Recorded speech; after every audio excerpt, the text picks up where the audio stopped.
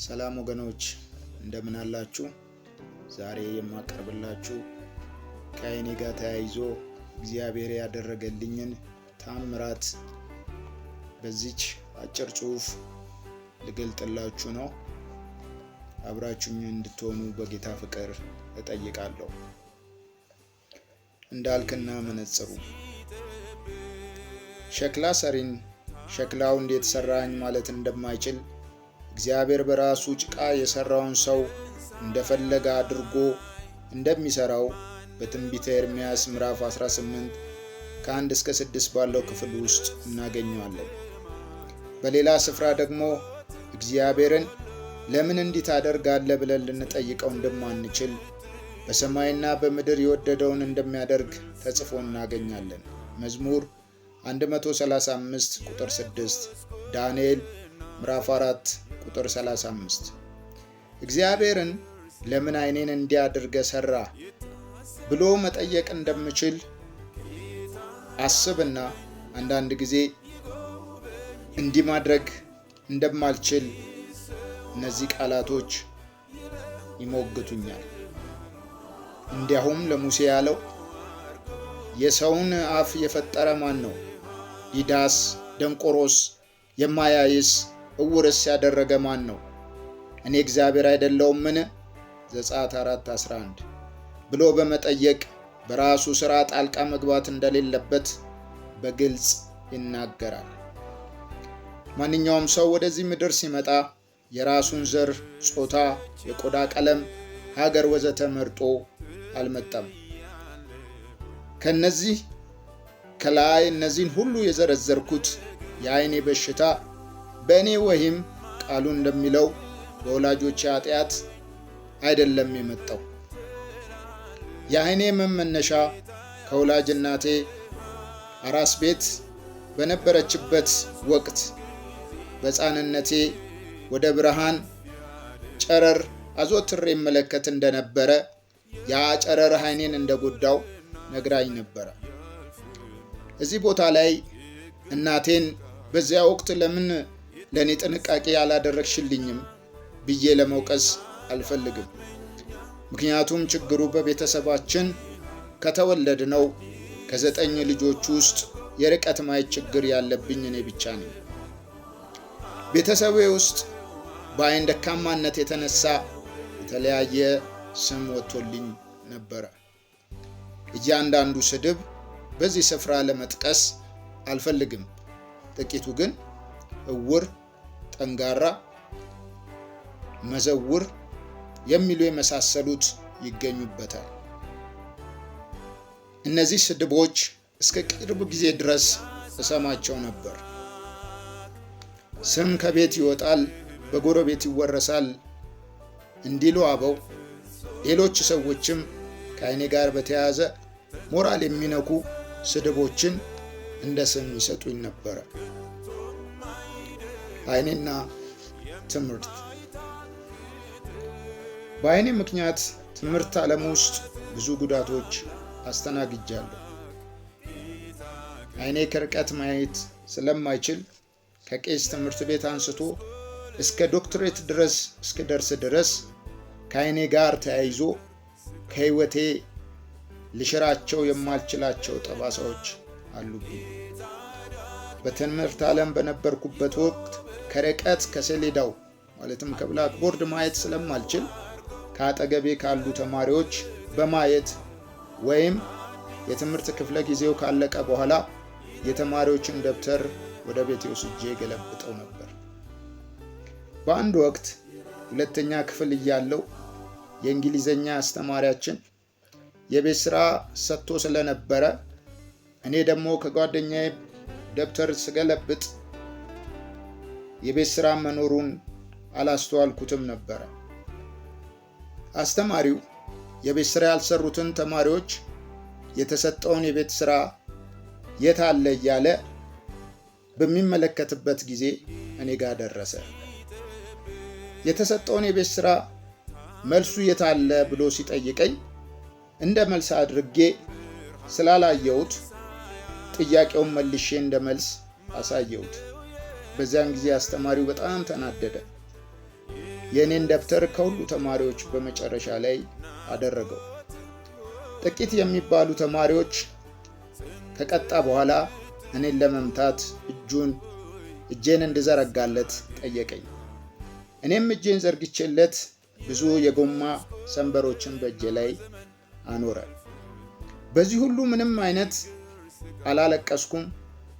ለእኔም ለአስተማሪውም በአስተማሪ መመታት ብርቅ ስላልነበረ ዝምታዬ ይበልጥ አስተማሪውን አበሳጨው። በመጨረሻ ደብተሬን ወደ መሬት ወረወረው።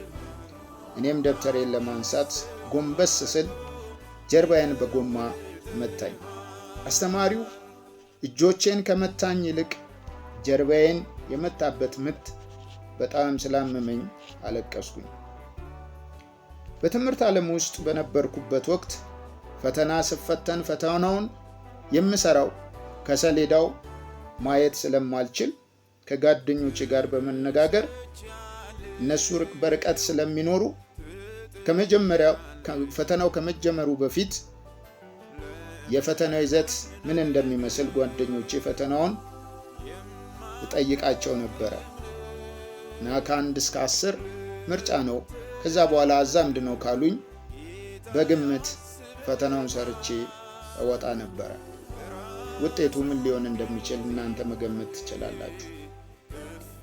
ከ8ኛ ክፍል ወደ 9ኛ ክፍል ካለፍኩ በኋላ ሃይስኩል እንደደረስኩኝ እንደምን በጣም እጨነቅ ነበረ በዚህ ሰዓት ላይ። ነገር ግን እግዚአብሔር አንድ ቃል ወደ እኔ አመጣ።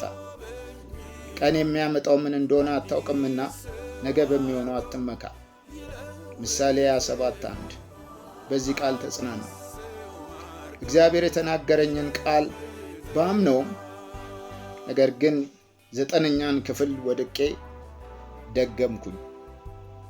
ስደገም 3ኛ ወጥቼ ወደ 10ኛ ክፍል ስፔሻል ክፍል ገባው። 10ኛ ክፍል እንደገና ተስፋ በመቁረጥ መማር ጀመርኩኝ። አንድ የሂሳብ አስተማሪ ከ100 ነጥብ 39 ሳመጣ ከ50 ያመጣ እንዳይመስለው ንገሩት ብሎ አሾፈብኝ። ደግነቱ ውጤቱ ሲነገር እኔ ከትምህርት ቀርቼ ነበረ። በዕለቱ በምን ምክንያት እንደቀራው አላስታውስም። ነገር ግን እግዚአብሔር ይሄንን ስነ ልቦና ለመጠበቅ ያደረገው እንደሆነ እረዳለሁ። አሁን እግዚአብሔር ሁሉን አሳልፎኝ የፒኤችዲ ትምህርቴን በመማር ላይ እገኛለሁ። ስለ ሁሉ ነገር እግዚአብሔር ይመስገን። መነጽር የማድረግ ጉዞ። መነጽር ማድረግ የጀመርኩት 3ኛ ክፍል እያለሁ ነው። በአጋጣሚ የእንግሊዘኛ አስተማሪ የነበረችው መምህርት ከአንድ ጓደኛዬ ደብተር ጎንበስ ብዬ ስገለብጥ አይታኝ ለምን በቀጥታ ከሰሌዳው እያየ የማትገለብጠው ብላ ጠየቀችኝ። እኔም ከርቀት የማየት ችግር እንዳለብኝ ነገርኳት። እሷም ከወላጅ ጋር ወደ ትምህርት ቤት እንድመጣ ነገረችኝ። ከዚያ በፊት አስተማሪዋ ወላጆቼ በምን እንደሚተዳደሩ ስትጠይቀኝ አባቴ ካቦርት በመስፋት እንዲሁም እናቴ እንጀራ ጋጋሪ መሆኗን ነገርኳት። ወደ ቤት ሄጄው ወላጅ ስለ አይኔ ጉዳይ ለማነጋገር አስተማሪ ስለሚፈልግ እንድትመጡ ተብሏል ብዬ ለወላጆቼ ነገርኳቸው። አባቴ ግን ምን አልካቸው ብሎ ጠየቀኝ። አይ አባቴ ካቦርት ሰፊ ነው፣ እናቴም እንጀራ ጋጋሪ ናት ብዬ አልኩት። አባቴ ሌባ ነው፣ አባቴ ለማኝ ነው አትልም? ካቦርት ሰፊ በማለት በቃሌ ላይ ሽሙጥ ተናገረ። አባቴ እንዲህ ሊናገር የቻለው በእርዳታ ገንዘብ የሕክምና እርዳታ የማገኝ ስለመሰለው ነው። እህቴን ይዤ ወደ ትምህርት ቤት ስሄድ አስተማሪዋ እንዴት እስካሁን ድረስ ዝም አላችሁ ብላ ጠየቀቻት። እህቴም እኛ የሚያይ ነው የሚመስለን፣ ችግሩ እኛም አናውቀውም በማለት ችግሩ አሁን የተከሰተ በማስመሰል አስረዳቻት። አስተማሪዋም የሚያይ ሁሉ የሚያይ ይመስልሻል? የሚያይ ሁሉ እኮ ዓይን አያይም። ስለዚህ ለሕክምና አዋሪ አካባቢ ወደሚገኘው የጀርመን የዓይን ሕክምና ማዕከል ቢንጋም መሄድ እንዳለባት ነገረቻት። ለዓይን ምርመራ በዳግማዊ ሚኒሊክ እንደዚሁም ደግሞ በተለያየ ሕክምና የሚሰጥባቸው ቦታዎች ሄጄ ታክሜያለሁ። ነገር ግን ሁሉም የሚሰጡኝ ምላሽ ተመሳሳይ ነበረ። የመነጽር ቁጥሬ ግራው ዓይን -0.21 ሲሆን የቀኙ -0.23 ነው። የጠፋው መነጽር ለመጀመሪያ ጊዜ የተገዛው መነጽር ያደረኩት 4ኛ ክፍል እያለሁ ነበረ። አዲሱን መነጽር ብዙም ሳላደርገው ከጓደኞቼ ጋር ስጣላ ማን ከቦርሳዬ እንደወሰደው ማግኘት አልቻልኩም። የዚያን ጊዜ ያለቀስኩትን እንባ እስካሁን አልረሳውም። መነጽሩ የወሰደው ሰው ብዙ ብር ያወጣልኛል ብሎ ሊሆን ይችላል፣ ወይም ጠላት እኔን ለማበሳጨት ሰውየውን ተጠቅሞ ይህንን አድርጎት ሊሆን ይችላል። መነጽሩን በወቅቱ ማድረግ ስለሚያስጠላኝ የማደርገው ለትምህርት ጊዜ ብቻ ነበረ።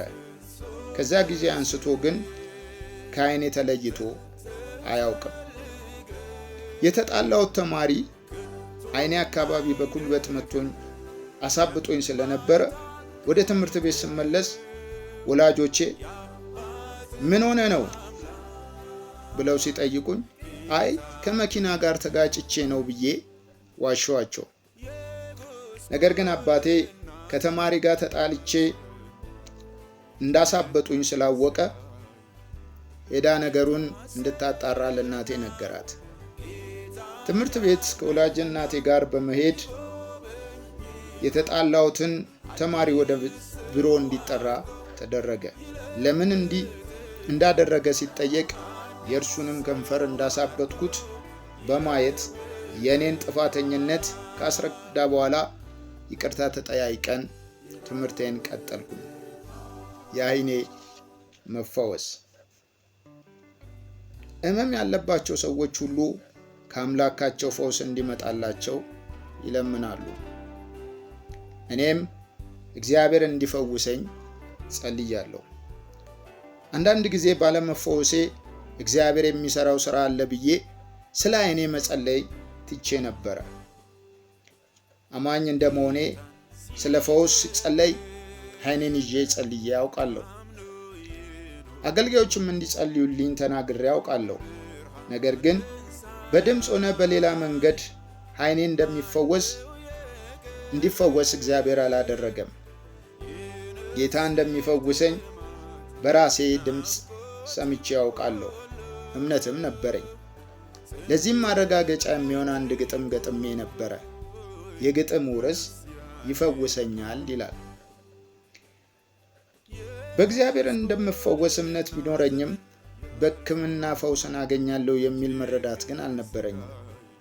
እኔ የጠብቀው የነበረው ፈውስ አንድ አገልጋይ እጁን ጭኖብኝ ወይም መልእክት አምጥቶልኝ ወይም ድንገት ከአልጋዬ ስነሳ ጥርት ብሎ ያሳየኛል የሚል ነበር። ነገር ግን እግዚአብሔር አሰራሩ ልዩ ልዩ ነው። በየት ትመጣለህ አትባልም፣ አደራረግህም አይታወቅም፣ ለመንገድህ ፍለጋ የለውም የሚል የድሮ መዝሙር ይህንን ያስረግጥልኛል። የመጨረሻው የፈውስ መንገድ። ከብዙ የዓይን ሐኪሞች ስለ ዓይኔ የሰማሁት ተስፋውን ከማደርገው መነጽር ማድረግ እንደማልችልና በዚህ የመነጽር ቁጥር መቀጠል እንዳለብኝ ነው። ከመነጽር ነፃ በመሆን ማየት እንደማልችል ለመጀመሪያ ጊዜ የሰማሁት በማስታወቂያ ነው። ከመነጽር ነፃ በመሆን ማየት እንደምችል ለመጀመሪያ ጊዜ የሰማሁት በማስታወቂያ በፌስቡክ ነበር። ነገር ግን ያየሁት እንደ ማንኛውም ማስታወቂያ ነበረ። ባለቤቴ ማስታወቂያውን በቸልታ አልተመለከተችውም። ለምን አንተም አትታከምም አለችኝ። እኔም በሕክምና ድናለሁ የሚል ተስፋ ስላልነበረኝ የእሷን ትዕዛዝ ከማክበር አንጻርና ከዚህ በኋላ ታከም ብላ እንዳታስቸግረኝ በሚል ሐሳብ ከብዙ ክርክር በኋላ ለመሄድ ወሰንኩኝ። ለሕክምና የሄድኩበት ለጠቅላላ ምርመራ 28234 ብር እንደሚያስፈልገኝ ነገሩኝ። ከምርመራው በኋላ ወደ ዶክተር ዳንኤል ጌታሁን ጋር ቀረብኩኝ። ስለሚኖረኝ የሕክምና አይነት ብዙ ካስረዳኝ በኋላ የኔ አይን በሕክምናው አጠራር ሌዚ አይ ወይም ደካማ አይን የሚባል ነው እና ብዙ የጎንዮሽ ጉዳቶች ወይም ሳይድ ኢፌክት የሚኖረው በመሆኑ ብዙ ተስፋ አላገኘውም ነበር።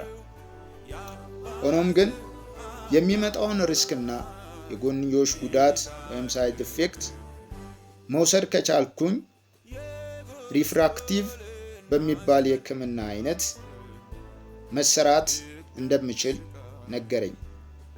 እኔም የሚመጣብኝን የጎንዮሽ ወይም ሳይድ ኢፌክት ጉዳት ለእግዚአብሔር በመስጠት ሕክምናውን ማድረግ እንደምችል ተስማማል። ለአይኔ ኦፕራሲዮን መሰሪያ ገንዘብ 79500 ከፍዬ አንዱን አይን በ21/04/2018 ዓመተ ምህረት ተሰራው። አንዱ አይኔ ሲሰራ የእይታ መጠኔ በመነጽር ከማይበት የበለጠ በመሆኑ ባገኘው ለውጥ በጣም ተደስቼ ነበር። በአንድ አይኔ እንዲህ ማየት ከቻልኩኝ በሁለተኛው ደግሞ ስሰራ የበለጠ እንደማያይ አረጋገጥኩኝ። ሁለተኛው አይኔ ከአንድ ወር በኋላ ተብሎ ስለነበረ በቀጠሮ ቀን ስሄድ አሁንም 79500 ብር እንደምከፍል ተነገረኝ። እኔ መጀመሪያ የከፈልኩት ለሁለቱም አይኖቼ መስሎኝ ነበረ። ነገር ግን አንዱ አይን ብቻ መሆኑን ተነገረኝ። ከብዙ ሰዓት በስልክ ከተከራከርኩ በኋላ በአንድ አይኔ መቀጠል እችላለሁ፣ ሁለተኛው ሌላ ጊዜ ብር ሳገኝ እሰራለሁ ብዬ በሰዓቱ ወሰንኩኝ። ነገር ግን ውስጤ እረፍት አላገኘም። ገንዘቡን በብድር መልክ ከሰዎች ተበድሬ መታከም እንዳለብኝ ተሰማኝ። ከትንሽ ሰዓት በኋላ ባለቤቴ ለጓደኛዋ ነገሩን በስልክ አጫወተቻት። እሷም ግማሹን ገንዘብ ልታበድረን እንደምትችል ስትነግራት በእግዚአብሔር ድንቅ ሥራ እየተደነቅኩ ሁለተኛውን አይኔን ለመሰራት የእግዚአብሔር ፈቃድ መሆኑን አረጋገጥኩ። ዛሬ እግዚአብሔር ይመስገን ያለ መነጽር ከመነጽር የተሻለ አያለው። እግዚአብሔርን በእውነት አመስግኑልኝ። በመጨረሻም እግዚአብሔር ለእኔ ያደረገልኝ እጅግ ብዙ ነገር አለ። ይህ ምስክርነት ከአይኔ ጋር የተያዘ ብቻ ነው የምመሰክረው። እግዚአብሔር ነቀፌታዬን እንደ ኤልዛቤት አስወግዶልኛል። ስሙን እባርካለሁ። ከዚህ ምስክርነት እንድትረዱት የምፈልገው ነገር ቢኖር የእግዚአብሔር አሰራር በእኛ አእምሮ የሚወሰን እንዳይደለና እግዚአብሔር በራሱ ጊዜ ሁሉንም ነገር እንደ ቃሉ አድርጎ እንደሚሰራው እንድታውቁ፣ ተስፋ ባለመቁረጥ እግዚአብሔርን እንድትጠብቁት ነው። በመጨረሻም ማመስገን የምፈልጋቸው አሉ። በመጀመሪያ ከሁሉ በላይ የፈወሰኝ ያዳነኝን እግዚአብሔርን እጅግ አድርጌ አመሰግናለሁ። በመቀጠል ይህንን ዓይኔን እንድሰራ ትልቅ አስተዋጽኦ ያደረገችልኝን ባለቤቴን ወይዘሮ አስቴር ፍቅርን እጅግ አድርጌ አመሰግናለሁ። በመቀጠል ቤተሰቦቼንም እጅግ አድርጌ ማመስገን እፈልጋለሁ። ዶክተር ዳንኤል ጌታሁንንና የብሩህ ቪዥን ልዩ ክሊኒክ ሰራተኞችን ማመስገን እፈልጋለሁ። የአዲስ ከተማ ገነት ቤተ ክርስቲያንን አመሰግናለሁ። ሰላም ፈቀደ፣ ወንድም ኤርሚያስ አየለን እንዲሁም የኔና ዓይን እንዲፈወስ የተመኛችሁ የጸለያችሁልኝ እግዚአብሔር ይባርካችሁ ማለት እፈልጋለሁ። በመጨረሻም ቅድም እግዚአብሔር እንደሚፈውሰኝ ተስፋ ያደረኩበትን ግጥም አንብቤላችሁ አበቃለሁ። ርዕሱ ይፈውሰኛል ይላል። እለምናለሁ ጠዋትና ማታ፣ እጮሃለሁ ሳይኖረኝ ፋታ፣ እማጸናለሁ እንዲፈወስ ዓይኔ፣ ጭልጭል እያለ ያለው ብርሃኔ። ሰዎች ይሉኛል የልብ ዓይነ ከበራ፣ አትራፊና አንተ የለብህም ኪሳራ። ስንቶች አሉ በዓለም የሌላቸው፣ መራመድ ማየት መስማት የተሳናቸው። ተመስገን በሊባስ አለና፣ ያለውም ብርሃን ይጨልማልና። እናተ አባተ ኃጢአት ሰርተዋል፣ እንዲህ ለመሆን ምክንያት ሆነዋል። እምነት የለህም ለመፈወስ፣ ነፍስን በፊቱ ለማፍሰስ። ለማንበብ ስቀርብ ሲመስል ለሽታ፣ የማየው ሁሉ ሆኖብኝ ብዥታ። ቀኑን በስጋት አልፌ፣ ሲመሽ ጭቃውን ጨልፌ፣ እገባለሁ ከቤቴ ተመልሼ፣ የታጠበውን ጫማዬን አቆሽሼ። ካስፈለገ እጅህን ጫንብኝ፣ አለያም ምራቅን ትፋብኝ። መፈወስ ብቻ ነው የእኔ ፍላጎት፣ አልፈላሰፍም ባንተ አድራጎት። ይምረኛል የዳዊት ልጅ፣ ስጣራ የሚሰማኝ ከደጅ። ይፈውሰኛል አንድ ቀን፣ ያወጣኛል ከሰቀቀን። እየጠበቅኩ የእርሱን ምላሽ፣ ሳልወጣ ከእሱ አዳራሽ። እላለው አለው እስከ ዛሬ፣ ሳልበድል ስሙን በከንፈሬ። ይኸው አለው እስከ ዛሬ፣ ሳልበድል ስሙን በከንፈሬ። እግዚአብሔር ይባርካችሁ። ተባረኩ።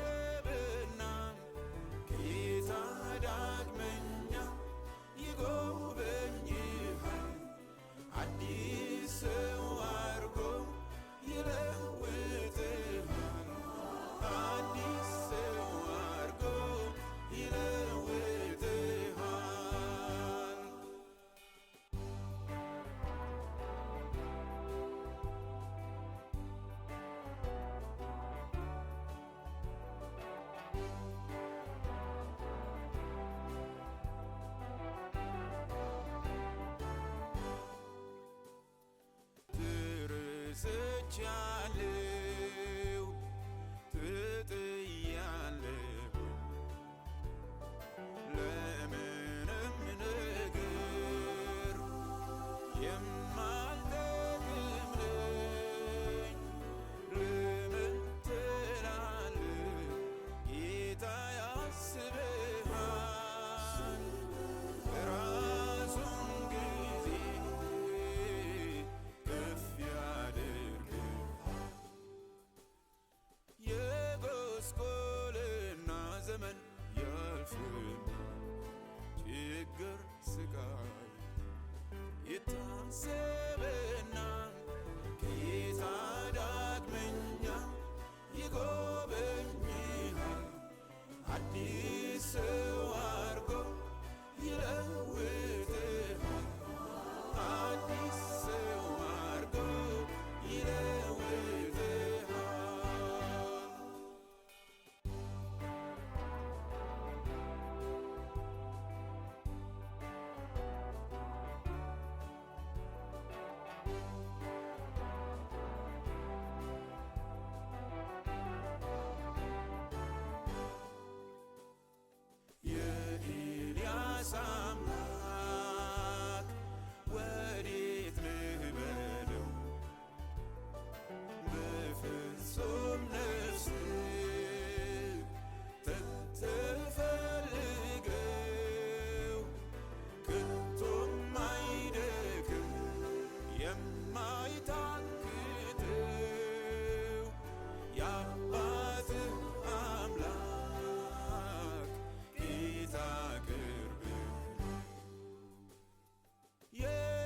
ጉስቁልና ዘመን ያልፍና ችግር ስቃይ ይታሰብና